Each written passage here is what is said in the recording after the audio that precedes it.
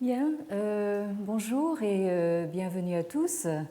C'est toujours un plaisir et en même temps une angoisse terrible de vous retrouver ici pour une nouvelle année de cours.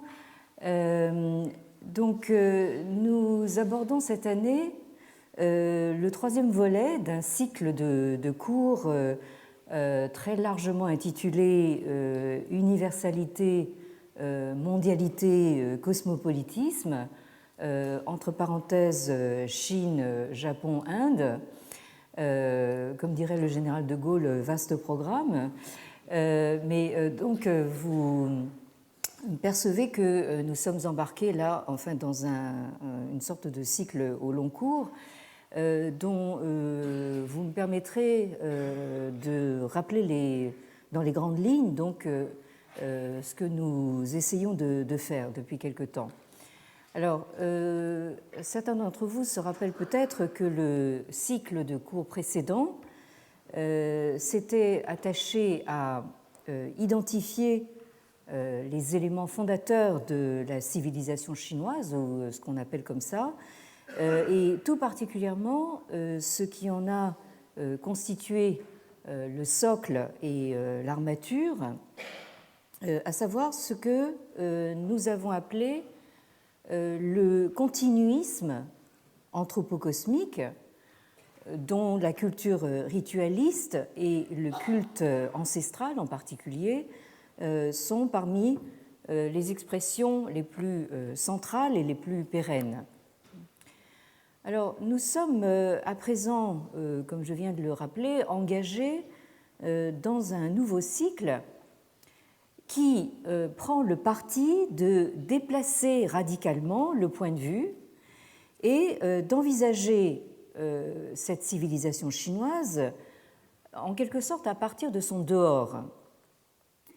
Et pour ce faire, au fond, quelle meilleure perspective que celle offerte par ses voisins immédiats, à savoir donc le monde indien d'un côté et le Japon de l'autre.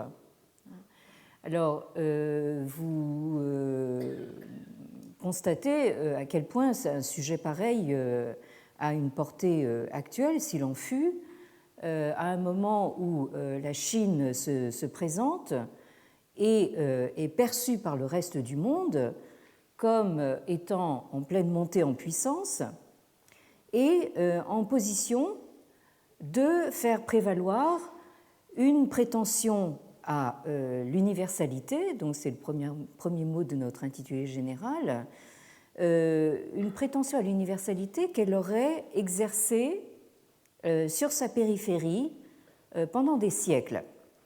Donc, il me semble que c'est véritablement le moment de nous interroger sur la question de savoir si cette prétention a un fondement historique ou pas.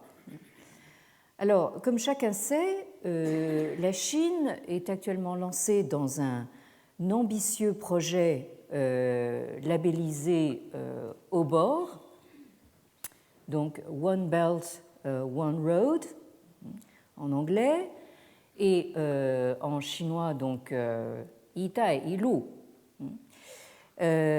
Donc le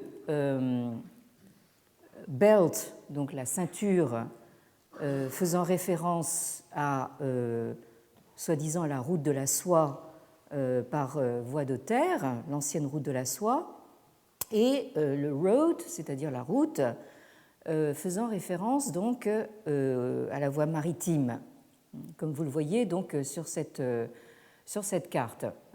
Donc l'idée, c'est donc de relier la Chine de manière continue à des pays non seulement voisins, mais de plus en plus lointains, pour des échanges qui se veulent, comme on dit maintenant, win-win, c'est-à-dire gagnant-gagnant.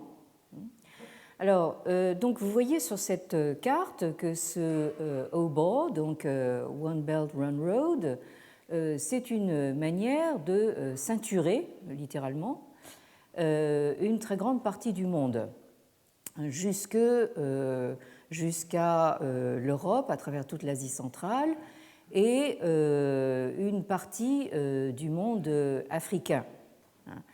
L'Amérique latine n'a qu'à bien se tenir. Le jour où le One Belt One Road va contenir également l'Amérique du Sud et pourquoi pas l'Amérique du Nord, là, je pense qu'on y sera. Alors, donc là, vous avez une variante européenne donc de ce topo. Donc là, vous voyez que notre ceinture passe par des endroits comme Urumqi, donc Urumqi, chef-lieu des Ouïghours, d'où la grande nervosité du régime actuel sur ces régions.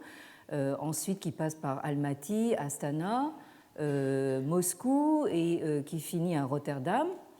Et la route maritime qui passe par Colombo, Nairobi, Djibouti, Port Saïd, etc.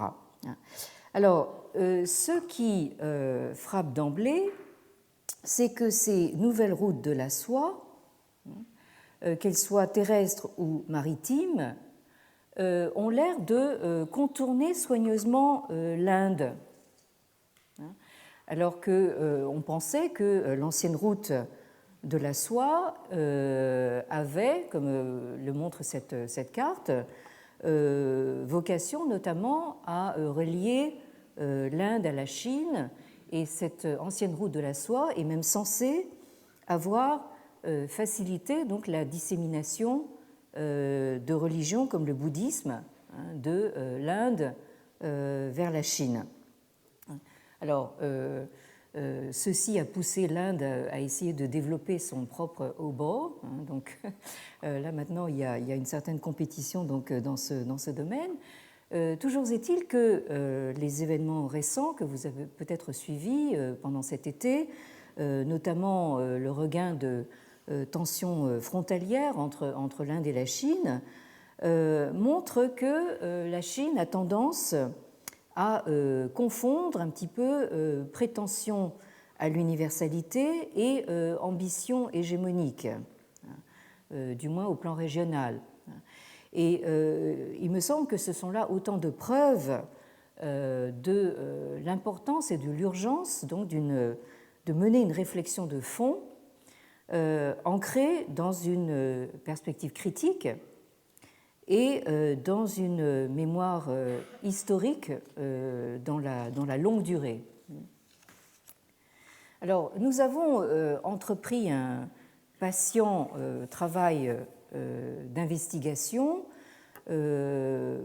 assez loin des clichés journalistiques et des généralisations hâtives, et il nous a fallu commencer par évaluer la validité de la vision centrée, centripète et centralisatrice élaborée par le monde chinois dans son projet civilisationnel.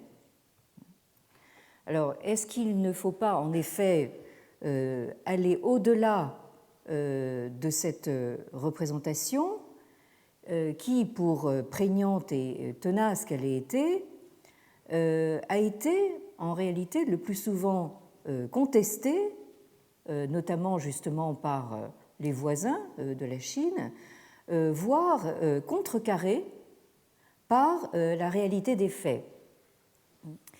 Est-ce qu'il est vraiment justifié de parler de la Chine comme si elle avait constitué de tout temps une entité massive, compacte, autoréférentielle et autosuffisante, telle qu'elle prétend l'être aujourd'hui? Est-ce que nous ne devrions pas nous interroger sur les diverses manières dont la Chine à appréhender, chercher ou non à connaître et à comprendre le monde, à se situer et à se repérer dans un espace plus vaste qu'elle, à entrer en relation ou à être confronté avec des réalités autres, quitte à se trouver ébranlé dans son fondement même, ce qui s'est véritablement passé historiquement. En somme, ne serait-il pas temps de considérer la Chine dans ses rapports au monde plutôt que comme un monde en soi? Nous avons vu que la Chine, la civilisation chinoise a déployé beaucoup d'efforts pour se représenter justement comme un monde en soi. Donc là, il s'agit maintenant de casser donc cette autosuffisance et de voir un petit peu ce qui se passe quand on va au-delà. Alors, ce questionnement est d'autant plus important et d'actualité que non seulement, comme je l'ai dit, la Chine maintenant se projette véritablement hors de ses frontières, mais en outre, vous avez un certain nombre d'intellectuels chinois aujourd'hui qui se sont emparés donc de ce questionnement et on peut dire que actuellement, aujourd'hui même, les discussions autour de la question de savoir qu'est-ce que la Chine font véritablement rage. Surtout depuis la parution d'un certain nombre de livres, donc notamment de ce professeur de l'université Fudan de Shanghai. Alors, je suis particulièrement intéressée par ces travaux que je suis en fait une ancienne étudiante de Fudan. Enfin, Fudan fait partie de mes alma mater en quelque sorte. Donc, ce monsieur, donc, qui s'appelle Ke Zhaoguang, que vous voyez ici en pleine action, donc en train de poser la question donc 为什么要在亚洲认识中国 c'est-à-dire pourquoi est-ce que il faut donc connaître la Chine dans le contexte de l'Asie. Donc ce monsieur a publié donc il y a quelques années ce livre qui s'intitule précisément He Wei Zhongguo, c'est-à-dire donc qu'est-ce que la Chine. Et actuellement donc le professeur Ke Zhaoguang donc est invité partout dans le monde, mais aussi en Chine, pour parler de cette question. Donc ici vous avez l'affiche qui annonce une conférence qui a été faite tout récemment, donc en juin dernier, à l'université de Yunnan. Donc le Yunnan, c'est une province dans le sud-ouest de la Chine, vraiment aux confins donc de la Birmanie et pas très loin de l'Inde d'ailleurs, où je me trouvais aussi en fait il n'y a pas très longtemps. Donc vous avez cette conférence qui pose également la question de 今天我们就是为什么要谈论何为中国 Pourquoi est-ce qu'aujourd'hui c'est important pour nous donc de discuter de la question de savoir ce qu'est la Chine.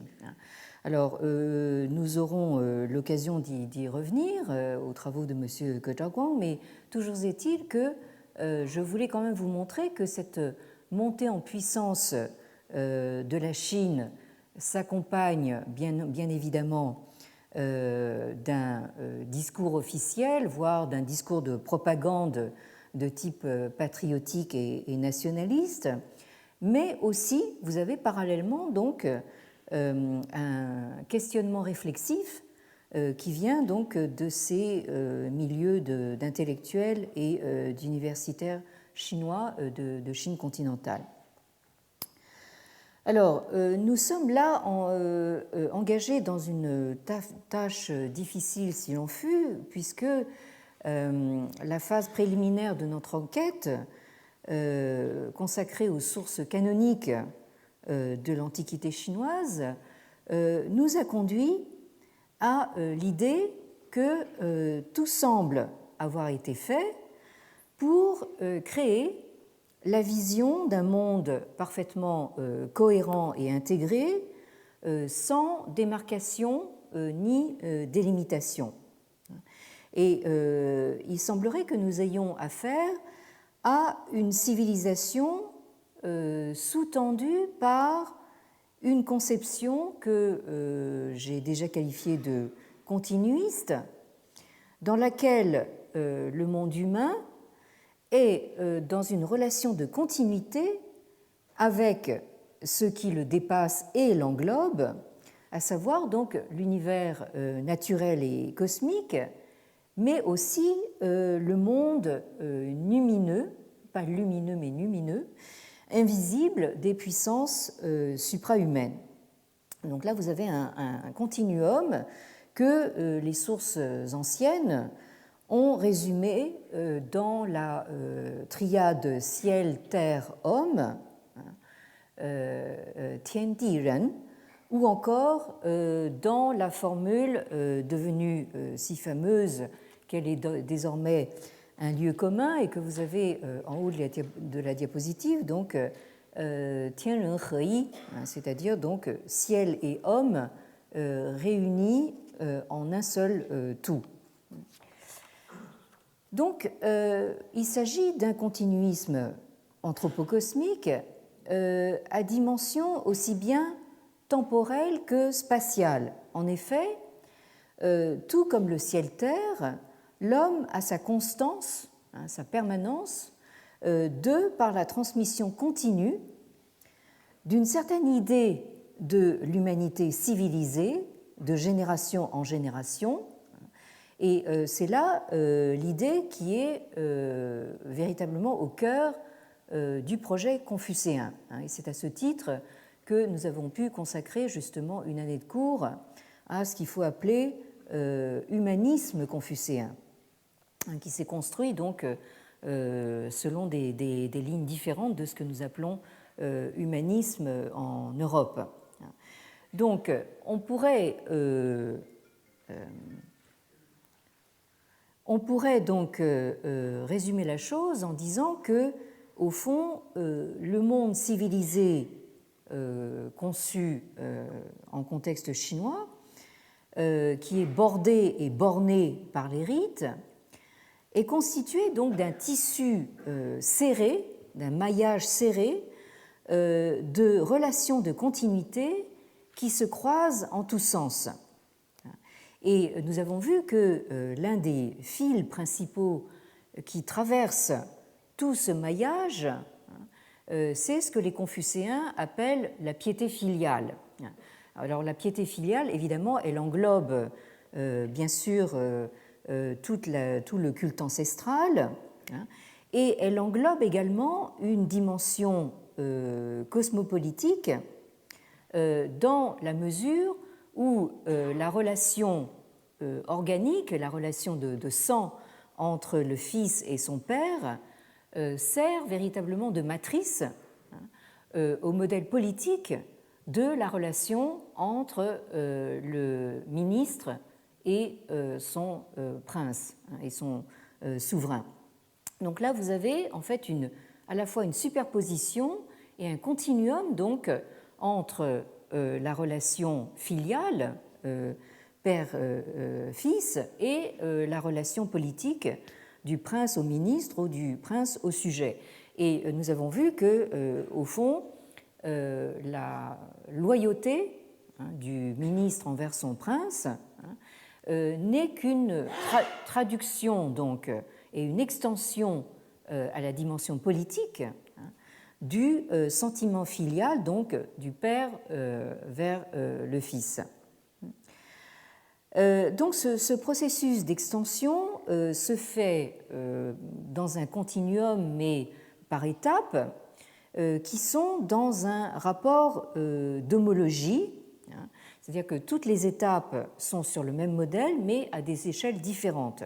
Et si on préfère, nous avons un modèle de cercle concentrique qui prennent leur origine dans la personne, c'est ce que vous avez ici, Shen, qui, la personne de celui qui dirige, c'est-à-dire le père ou le prince, qui s'élargit donc à la dimension de la famille, Tia, qui elle-même s'élargit à la dimension du pays, le Guo ici, et enfin du Guo s'élargit indéfiniment, sans limite, vers le monde sous le ciel, le Tianxia. Et vous avez ici, en bas de la diapositive, cette fameuse phrase du Mencius. Donc, je rappelle que le Mencius, en chinois, Mengzi, maître Meng, donc, qui aurait vécu au IVe siècle avant notre ère, nous dit donc qu'il y a un dicton qui résume bien la chose dans la formule Tianxia Guo Jia, c'est-à-dire donc le monde sous le ciel, le pays et la famille. Formule que Mencius développe dans la phrase suivante, donc Tianxia zhi ben zai guo, guo zhi ben zai jia, jia zhi ben zai shen, c'est-à-dire donc la racine ou le fondement du monde sous le ciel est dans le pays, la racine du pays est dans la famille, et la racine de la famille est dans la personne donc de son chef, de celui qui la dirige. Donc vous voyez ici qu'on passe sans solution de continuité, sans rupture, et par extension progressive de la dimension personnelle, de la personne du père ou du souverain, à la dimension familiale, puis à l'échelle du pays, qui elle-même ouvre sur l'espace sans limite du sous le ciel. Donc il s'agit au fond d'une vision fortement centrée, mais donc fortement centripète, mais sans délimitation. C'est-à-dire que quand elle s'ouvre par extension et par cercle concentrique vers l'extérieur, là il n'y a plus de limite. Et en particulier, donc, les guo, les pays, ne sont pas donc à concevoir comme des entités fermées et autonomes, mais donc sont, comme le dit le Mencius, la racine de tout ce qui est sous le ciel. Donc s'intègrent sans démarcation dans ce qui est sous le ciel. Et selon donc Ge Zhaoguang, dont j'ai parlé à l'instant, au moins jusqu'à la fin du premier millénaire de l'ère chrétienne, c'est-à-dire jusqu'à l'avènement de la dynastie des Song aux environs de l'an 1000, on la date de 960, donc pour nous l'an 1000 représente quelque chose, donc aux environs de l'an 1000, jusque-là, selon Ge Zhaoguang, donc la notion de Chine, de Zhongguo, n'existe pas dans la mesure où il n'y a pas de conscience de former une entité définissable, délimitable et isolable du reste du monde, avec le corollaire intéressant que la notion de pays étranger n'existe pas non plus. Et donc, selon Ge Zhaoguang, la Chine, au fond, pour résumer de façon un peu simpliste, la Chine n'a conscience d'être la Chine que depuis un millénaire. Autrement dit, ça ne fait pas très longtemps. Alors, cette modélisation héritée de l'Antiquité, que je viens de rappeler, se trouve quelque peu transformée et ancrée dans une nouvelle centralité à l'époque Han, au début de l'ère impériale. Je rappelle que les Han, au fond, interviennent au IIe siècle avant l'ère chrétienne pour consolider donc la constitution de l'espace chinois organisé par, enfin réalisé par les Qin, donc par le premier empereur, hein, et les Han, en ayant régné pendant 4 siècles, donc 2e siècle avant l'ère chrétienne à la fin du 2e siècle de l'ère chrétienne, les Han ont imposé, hein, une nouvelle forme de centralité qui transparaît dans des sources canoniques comme le traité des rites, le Li Ji, dont j'ai beaucoup parlé, que nous avons beaucoup cité, que nous avons beaucoup lu, hein, et que nous lisons encore cette année donc en séminaire, le jeudi après-midi, et auquel nous allons consacrer donc un colloque international au mois de juin, hein, parce que c'est véritablement quelque chose de tout à fait, une référence tout à fait centrale. Hein. Et vous avez une formule qui apparaît justement dans ce traité des rites et qui résume bien justement ce que les Han ont prétendu faire, c'est-à-dire de faire du monde entier sous le ciel une seule famille, Yi Qianxia Wei Yi Jia, et de faire des pays centraux, Yi Zhongguo Wei Yi Ren, c'est-à-dire de faire des pays centraux un seul homme. Donc là, vous retrouvez dans toutes ces formules, que ce soit dans le Mencius, dans les siècles précédant l'ère impériale, ou que ce soit au début de l'ère impériale, toujours cette même idée, justement, que nous avons un continuum entre la personne et le monde entier, en passant par les étapes de la famille et du pays. Et nous avons vu donc l'année dernière que un certain nombre d'historiens chinois, et plus récemment donc un historien taïwanais du nom de Xin Yitian, ont constaté que depuis l'époque Shang, et ça nous renvoie donc au 2e millénaire avant la chrétienne, il semblerait qu'il y ait déjà des traces d'une structuration spatiale en 4 orients ou en 4 directions, hein, qu'on appelle en chinois Sifang, hein, ou alors en 5 orients ou Fang, si on inclut donc le centre. Et cette spatialisation, cette structuration spatiale se traduit dans des figures qui rappellent ce caractère que vous avez ici sur la diapositive, qui se prononce en chinois moderne, mais peu importe, ya. C'est le ya que vous avez d'ailleurs dans ici, ya zhou, le ya de l'Asie. Donc ce caractère qui est une sorte, comme vous le voyez, donc de croix grecque, hein, c'est-à-dire donc une figure carrée avec 4 branches qui partent dans les 4 directions. Et nous avons vu donc l'année dernière, et je rappelle pour ceux d'entre vous que ça intéresserait, que les cours du Collège de France, enfin la plupart d'entre eux, sont disponibles en ligne, puisque, en tout cas, c'est ce qui vaut pour ce cours-ci. Ils sont filmés, donc vous avez les cours en ligne avec donc toutes les diapositives que je projette. Et donc, vous pourrez avoir le détail de ce que je rappelle maintenant en allant sur le site du Collège de France.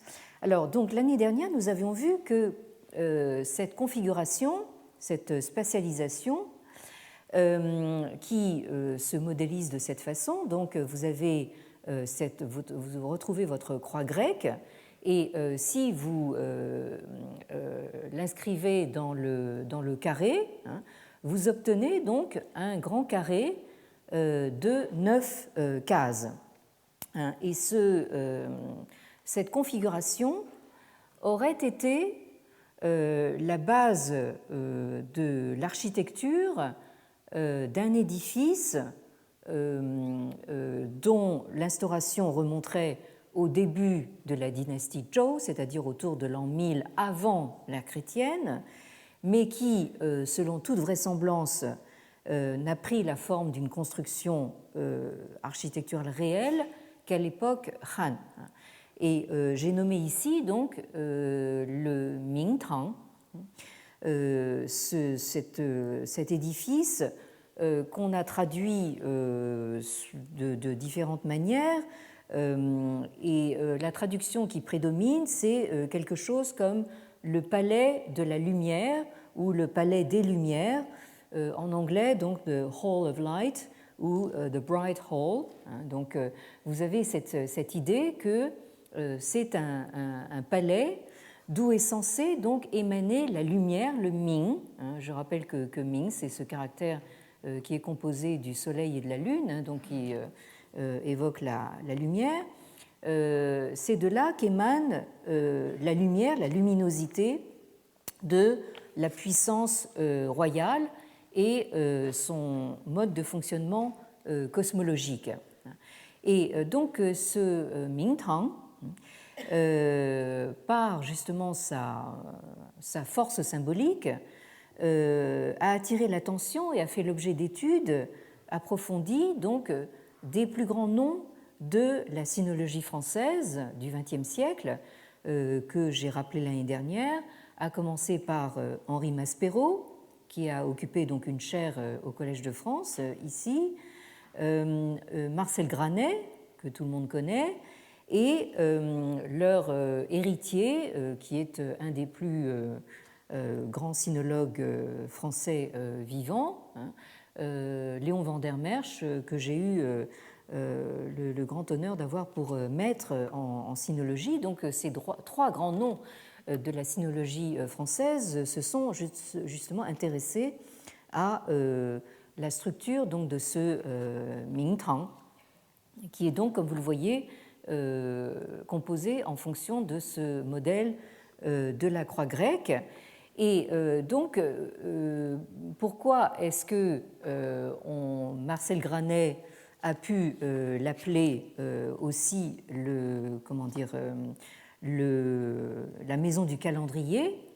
C'est parce que donc le roi ou le souverain était censé donc circuler d'une salle à l'autre en cercle selon les saisons et annoncer donc la nouvelle lune chaque fois, enfin d'une des pièces de cet édifice. Et donc, on peut parler d'une circumambulation du souverain ou du fils du ciel, comme on l'appelait, qui, au fond, assume et représente dans son corps à la fois l'espace et le temps, puisque, au fur et à mesure qu'il se déplace, le Fils du ciel progresse à la fois dans l'espace, c'est-à-dire d'un point cardinal à l'autre, selon le plan carré donc de la Terre, et dans le temps, d'une saison à l'autre, en suivant donc la trajectoire circulaire et cyclique du ciel. Et il serait même plus exact de dire que non pas que le souverain, que le Fils du ciel se déplace dans l'espace et dans le temps, mais que l'espace-temps se déploie à mesure qu'il se déplace, que le souverain se déplace. Et on peut dire de cette manière que espace et temps restent totalement indissociables à la façon donc d'une caisse de chars, les chars de l'Antiquité Han que vous voyez représentés dans l'iconographie Han, donc sont composés d'une caisse donc carrée comme la Terre, surmontée donc d'un espèce de parapluie ou d'ombrelle, un dais circulaire comme le ciel. Et je rappelais aussi que actuellement, donc le temple du ciel que vous voyez encore à Pékin est également en fait une structure circulaire comme le ciel, construite sur une base carrée. Donc vous retrouvez ce symbolisme donc, à toutes les époques.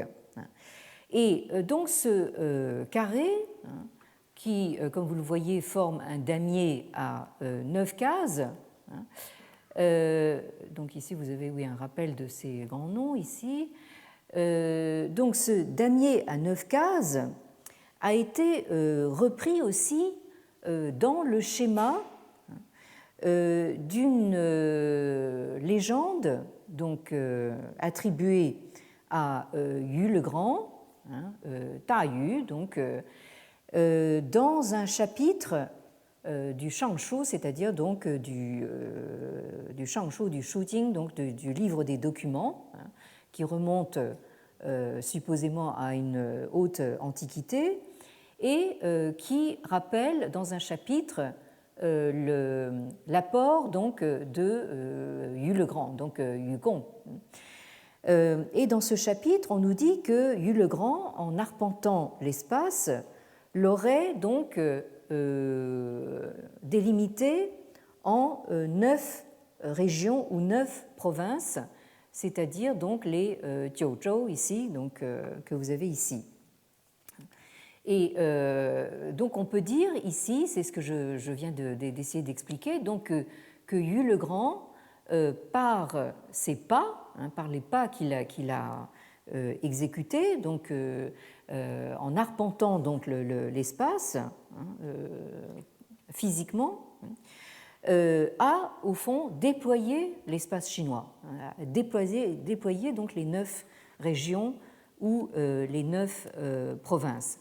Et ces 9 provinces en sont venues donc à être représentées schématiquement et symboliquement en damier, donc selon donc le modèle de l'architecture du Mingtang.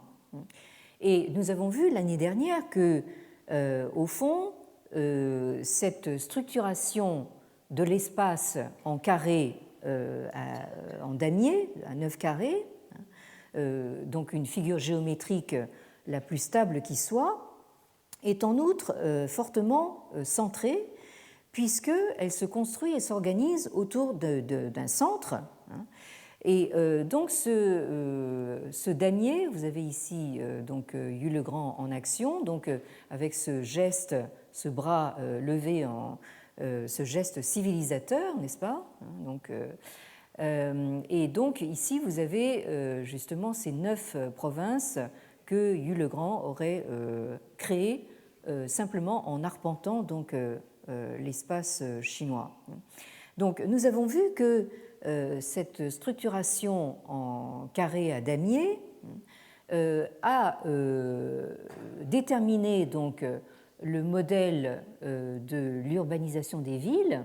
Vous avez ici donc cette photo prise sur les murailles de l'actuelle ville de Xi'an, l'ancienne capitale impériale Chang'an, où vous voyez donc sur le schéma ici, donc cette structuration en carré que vous retrouvez donc dans ces avenues de la ville actuelle, donc très, très rectilignes, en axes horizontaux et verticaux. Nous avons vu également que cette division en carré et en damier structure également l'espace cultivé des campagnes, puisque donc le mot qui désigne les champs cultivés, c'est ce mot tian que vous avez ici. Donc vous voyez, c'est ce qui est amusant dans l'écriture chinoise, n'est-ce pas? C'est que bien loin de moi l'idée que l'écriture chinoise ce sont des petits dessins, mais enfin de temps en temps c'est quand même intéressant de regarder comment s'écrivent ces caractères. Donc vous avez ici donc les champs où vous reconnaissez quand même de manière assez évidente l'idée justement d'un espace, comme par hasard carré, qui est traversé donc par des axes d'irrigation. à angle droit.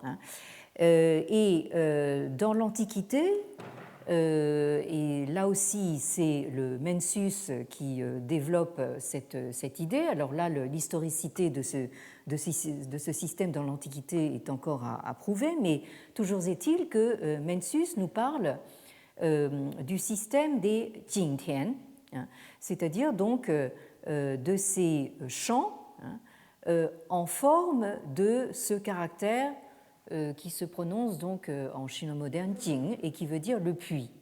Bon, mais ni la prononciation ni le sens de ce mot n'ont d'importance. La seule chose qui a de l'importance, c'est la graphie. Vous voyez ici que Jing délimite donc un carré. Si vous fermez le carré autour de ce caractère, vous retrouvez donc le damier à 9 cases. Donc, je pense que nous avons eu suffisamment d'illustrations justement de cette idée que l'espace est par définition, donc par excellence carré, et qu'il est, comment dire, civilisé, c'est-à-dire cultivé, habité par l'homme, par l'humain, sous forme justement de quadrillage. Et nous retrouvons donc cette structuration spatiale en carré dans la hiérarchisation sociopolitique. Et là, nous revenons donc rapidement donc à ce chapitre du traité des rites qui s'intitule précisément le Mingtang Wei, c'est-à-dire donc les positions dans le Mingtang, dans le palais des Lumières. Et nous n'allons pas retraduire ce texte, mais j'ai disposé le texte de telle manière que vous perceviez au moins les effets de parallélisme. Donc, si je résume rapidement donc, ce texte, il nous dit que donc, le souverain sous les Zhou recevait donc en audience de cour les princes feudataires, les Zhuhou, chacun à leur place dans le palais des Lumières, dans le Mingtang. Donc vous avez l'image extrêmement graphique du Fils du ciel qui se tient donc au centre, et autour de lui vous avez donc le carré. Vous avez d'abord en fait les trois ducs, toujours au centre. Donc là, on peut dire que le Fils du ciel et les trois grands ducs, les trois personnages principaux donc, de la cour, forment au fond le noyau dur qui est au centre. Ensuite, vous avez le carré des vassaux, le carré des princes feudataires autour. Donc, vous avez les marquis à l'est, les comtes à l'ouest, les vicomtes au nord, les barons au sud, etc. Et en dehors de ce carré, donc là vous avez une représentation schématique donc, de ce que donne ce chapitre du traité des rites. Donc je disais donc sur l'estrade au centre le Fils du ciel et les trois ducs, ensuite le carré des vassaux, et en dehors donc de ce carré de la civilisation, vous avez donc ce qu'on appelle les quatre peuplades non chinoises, non civilisées, qui sont en dehors. Donc vous avez les Yi au nord, les Man au sud, les Rong à l'ouest et les Ti au nord. Et donc cette représentation schématique, on a souvent dit qu'elle rappelait donc la graphie de ce caractère chinois. Là aussi, la prononciation moderne importe peu, ça se prononce hui, ça veut dire revenir. Donc la prononciation et le sens n'ont pas d'importance, c'est la graphie ici. Donc vous avez la graphie de ce double carré, donc un carré au centre doublé d'un autre carré à l'extérieur.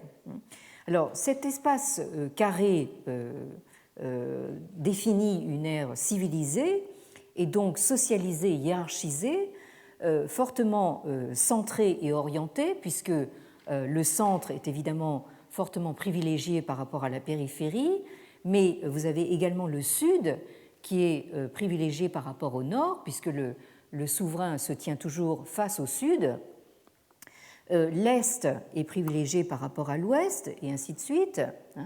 Et donc cet espace est seulement bordé par les marges, qu'on a appelées de temps en temps les quatre mers, mais les quatre mers, en fait, ce ne sont pas forcément des océans, ce sont de vagues confins et marges indéfinies qui sont censées être habitées par les quatre sortes de peuplades non civilisées. Donc c'est Yi, Di, Rongyi, etc.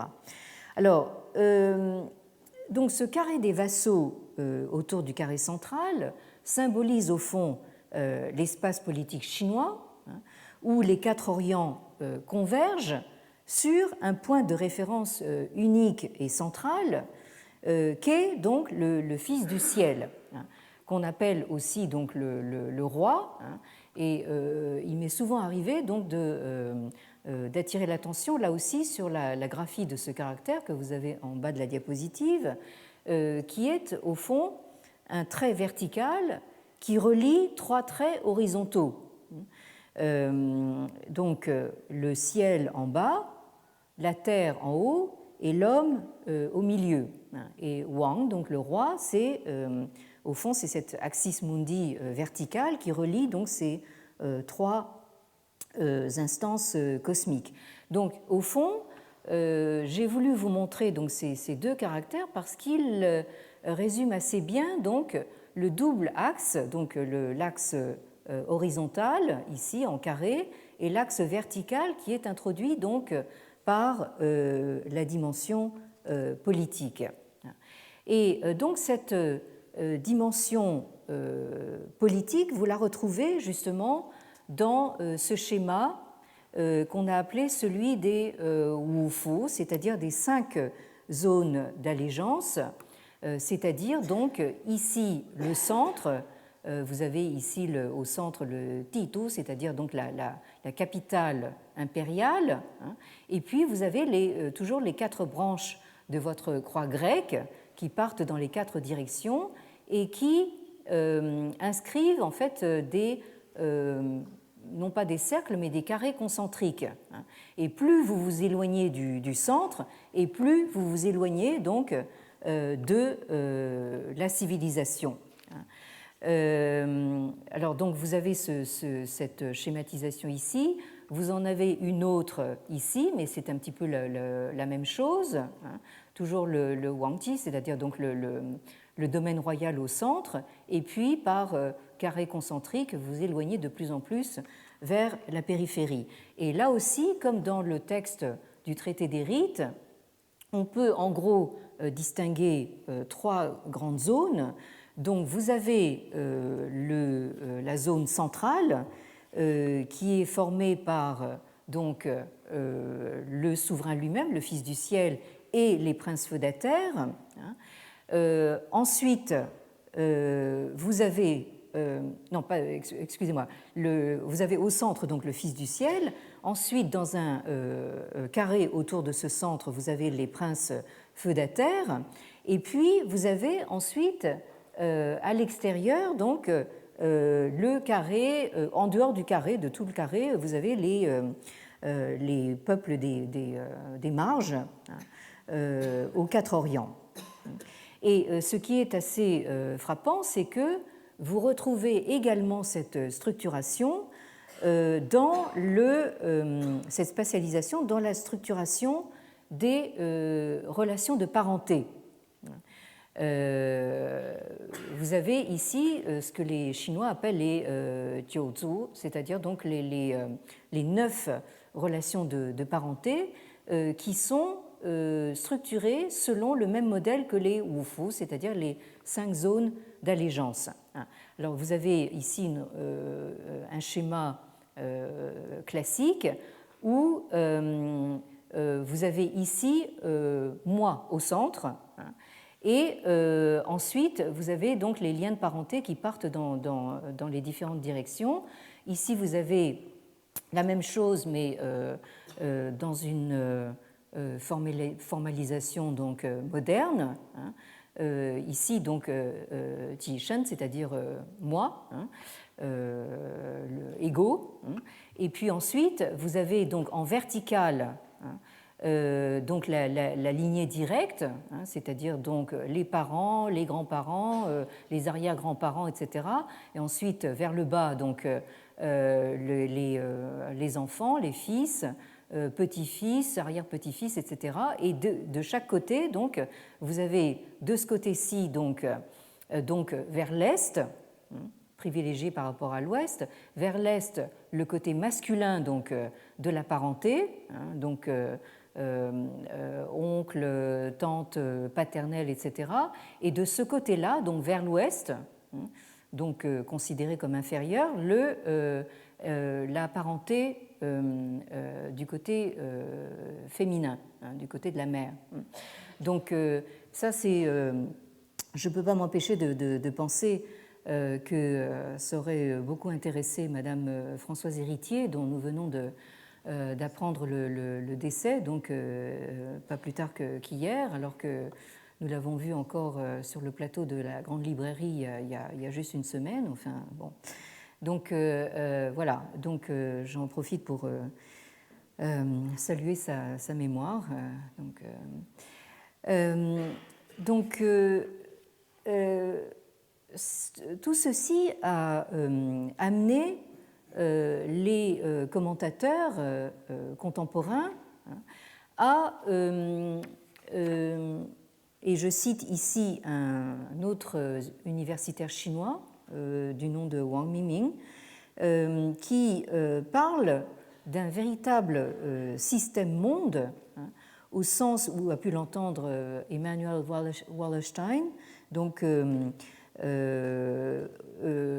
dans un texte qu'il consacre justement à cette vision cosmologique du tout sous le ciel, ce monsieur Wang nous dit ceci, alors je vous le traduis directement en français. Donc, on peut considérer que les Wufu, donc ces 5 zones d'allégeance, englobent un système monde déployant différents niveaux de culture qui sont en même temps les extensions de la civilisation irradiant à partir du centre avec différents degrés de proximité orientés vers la civilisation de manière centripète.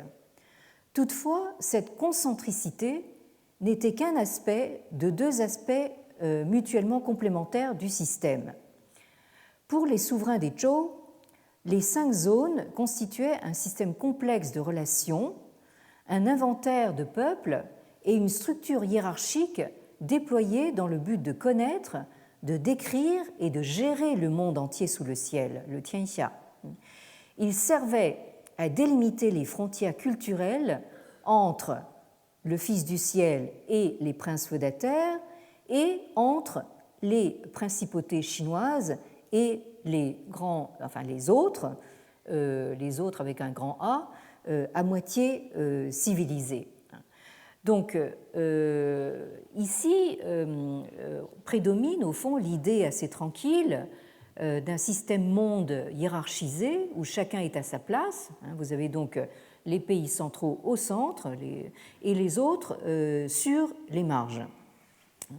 Mais l'idée que les pays centraux étaient cernés par ce qu'on a très vite appelé, mais je pense à tort, des barbares, et l'idée que les pays centraux devaient constamment se défendre contre ces barbares, alors vous avez tout le mythe de la Grande Muraille, etc. Il faut sans doute le nuancer, voire le contester, et certains sont même allés jusqu'à l'inverser complètement. Vous avez certains historiens, je reviendrai la prochaine fois parce que je termine là-dessus aujourd'hui, mais vous avez certains historiens qui se sont demandé si ce n'était pas justement l'inverse. Est-ce que ce ne serait pas finalement cette pression exercée donc par les nomades de la steppe sur l'espace chinois, qui au fond a assuré la cohésion et la pérennité justement de cet espace chinois. Ça, c'est vraiment toute la question que nous allons examiner donc à partir de la semaine prochaine, encore une fois, si le Bouddha nous prête vie. Merci. Merci à vous.